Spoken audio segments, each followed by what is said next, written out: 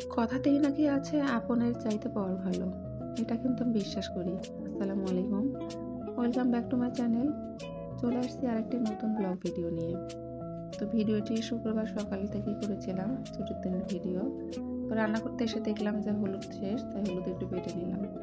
তো যা বলছিলাম যে আপনের চাইতে পর ভালো। তো আমার আপন লোকজন শুধুমাত্র ভালোবেসেছে আমাকে শুধু তাদের প্রয়োজনে। তাদের প্রয়োজন শেষ, আমাকে ভালোবাসাও শেষ। আবার যখন প্রয়োজন হয়েছে আবার চলে আসছে ভালোবাসতে। কিন্তু যারা পর আছে তারা কিন্তু আমার সঙ্গে এমন করেনি।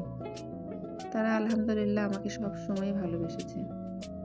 তো আমি এই তো সকালে নাস্তা-টাস্তা করার পর কাপড় মেশিন থেকে বের করে রোদ্রে দিলাম। তারপর ঘরগুলো গুছিয়ে নিচ্ছিলাম।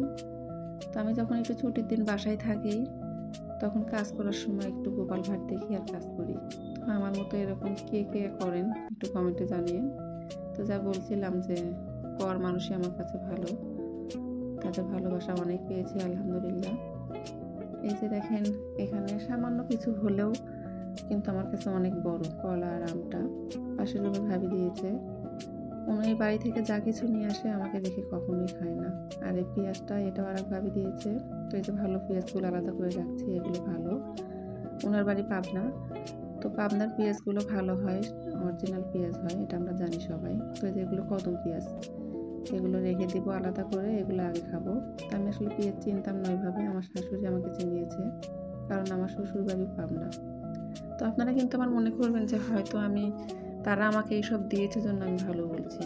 না, সব সাইড থেকে তারা আলহামদুলিল্লাহ আমাকে সাপোর্ট করেছে বা করছে।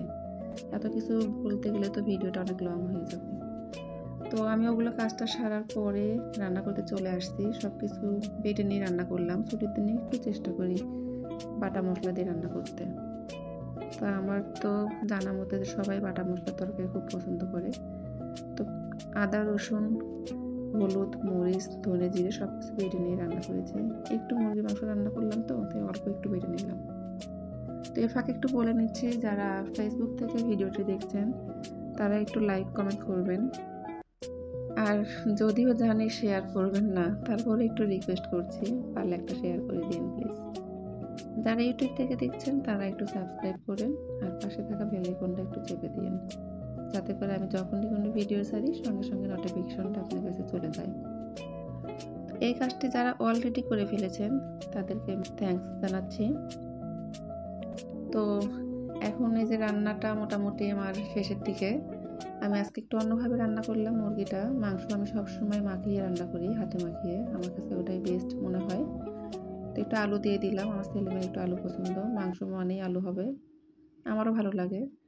তারপরে একটু টমেটো ভর্তা করেছি সঙ্গে, আর কিছু করিনি। ফ্রিজে একটু কালো জিরা ভর্তা ছিল আর সকালকার ডাল ছিল, এটা দিয়ে খেয়ে নিলাম আলহামদুলিল্লাহ।